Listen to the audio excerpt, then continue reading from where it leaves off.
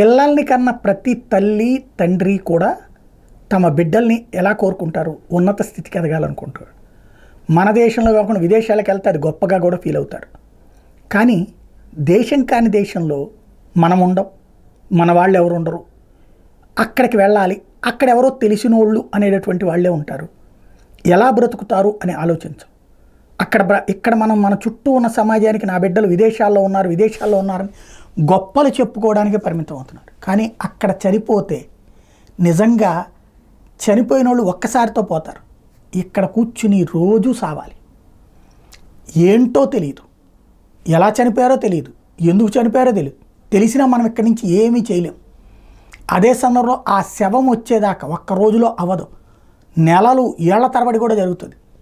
రోజుల్లో వచ్చిందంటే మనకు అద్భుత పలుకుబడి ఉండాలి. అక్కడ ఇలాంటి పరిస్థితులలో చివరికి అక్కడే అంత్యక్రియలు జరిగినా ఆశ్చర్యపోనక్కర్లేదు. చివరి చూపు చూసుకోవాలన్న కష్టమే. తినాలేము, తాగాలేము, బ్రతకాలేము, వదలాలేము. ఇలాంటి పరిస్థితికి సజీవ సాక్ష్యం ఆర్మేనియాలో తాజాగా ఆంధ్ర యువకుడు చనిపోయినటువంటి సంఘటన. శివనారాయణ అనేటటువంటి వ్యక్తి అక్కడ బీటెక్ చేసి ఇక్కడ యూరప్లోని ఆర్మేనియాలో ఉద్యోగం సంపాదించాడట.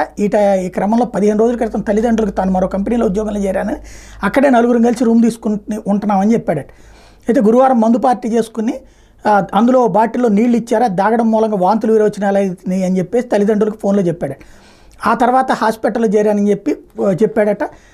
ఫోటోలు కూడా పెట్టారట. ఆ తర్వాత చూస్తే అతను చనిపోయాడు, శివనారాయణ చనిపోయాడు అంటూ తల్లిదండ్రులకి ఫోన్ వచ్చిందట. వాళ్ళు చెప్పారట. తర్వాత అసలు గొడవ ఏంటంటే 2 లక్షలు పంపితే వీడియో కాల్ చూపెడతాం శవం చూపెట్టడానికి, 10 లక్షల రూపాయలు పంపితే మృతదేహాన్ని ఇండియాకి తీసుకొస్తాం అంటూ ఫోన్లు చేసి శివనారాయణ సహచరుల గురించి ఇప్పుడు తల్లిదండ్రులు ఇక్కడ కూర్చుని ఆవేదన వ్యక్తం చేస్తున్నటువంటి పరిస్థితి. కానీ ఎలా పరిష్కరించాలో అర్థం కానటువంటి పరిస్థితి ఇట్లాంటి వ్యవహారాలు.